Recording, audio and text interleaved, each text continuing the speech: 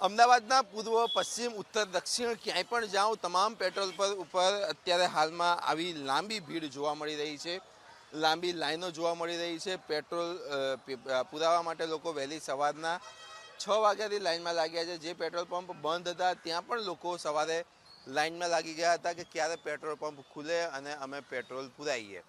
તમે જે રીતના દ્રશ્યો જોઈ રહ્યા છો અમદાવાદના એસજી હાઈવે ઉપર આવેલા કારગિલ પેટ્રોલ પંપના છે કે અહીંયા પણ લાઈન છે અને ફોર વ્હીલની લાઈન તો લગભગ હાઈકોર્ટના ગેટ સુધી પહોંચી છે. પરંતુ આપણી સાથે અહીંયા જે પેટ્રોલ પંપના સંચાલક છે તેમની સાથે વાતચીત કરીશું. દિનેશભાઈ, આખી આ જે પરિસ્થિતિ ઊભી રહી છે, ગઈકાલે કેવી પરિસ્થિતિ હતી, આજની પરિસ્થિતિ કેવી? કાલની પરિસ્થિતિમાં તો પેનિક જેવું હતું કે જેથી અમારે કેવી રીતના સેટલમેન્ટ કરવું, ગ્રાહકને કેવી રીતે સાચવવા એ જ અમને ખબર નથી પડતી.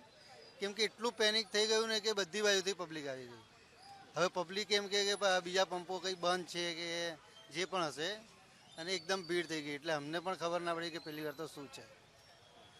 અને પછી ખબર પડી કે આવી રીતનું છે. પછી અમે ઉપર પૂછ્યું અમારી ઓફિસમાં, તો એમણે કીધું કંઈ એવું નથી, તમને જેટલો જથ્થો જોઈએ એટલો મળી રહેશે. પણ પછી ગ્રાહકને સમજાવતા એવી સમજતા નહોતા. જેને 200 રૂપિયાનું જોઈએ એ 500 રૂપિયાનું પુરાવે, જેને રોજનું 1500નું લેતો હોય એ 5000નું નખાઈ દે ગાડીમાં. એટલે એ રીતે માલનો જથ્થો બી વહેલો પૂરો થઈ ગયો અને બધાને પેનિક પણ વધારે થયું કે આ વધારે ટાઈમ ચાલશે એમ. બીજી વસ્તુ એ છે કે અત્યારની હાલની પરિસ્થિતિ કેવી? હવે હાલની પરિસ્થિતિ તો મારી જોડે સ્ટોક પણ છે પૂરો, અને ગાડી ભરવા પણ ગયેલી છે. એટલે સ્ટોક તો મારી જોડે પૂરો છે અને આવી કોઈ પેનિક કરવાની જરૂર નથી. માલ આવતો જ રહે છે અને કંપનીએ પણ અમને કીધેલું છે કે માલમાં કોઈ તકલીફ નથી અને આવી જશે.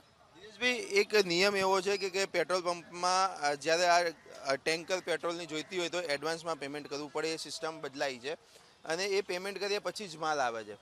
હા, પણ અનેક પેટ્રોલ પંપ એવા હતા કે જેઓએ પેમેન્ટ નહોતું કર્યું અને માલ નહોતો અને પછી ખોટી અફવાનો દોર શરૂ થયો.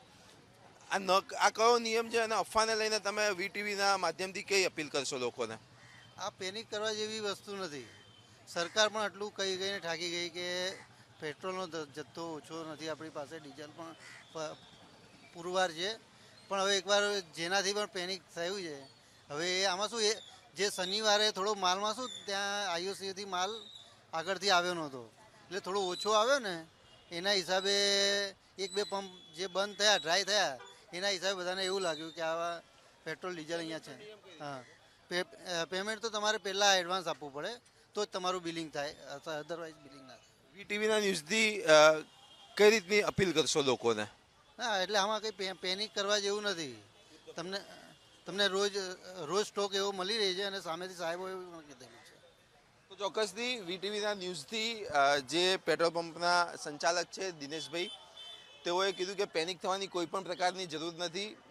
પૂરતા પ્રમાણમાં પેટ્રોલ અને ડીઝલનો જથ્થો છે. યોગ્ય રીતે લોકોને જેટલો જોઈએ તેટલો મળતો રહેશે, પરંતુ ખોટી લાંબી લાઈનો લગાડીને સમયનો વેડફાટ ના કરો તેવી પણ અપીલ વીટીવી ન્યૂઝના મારફતથી કરવામાં આવી છે.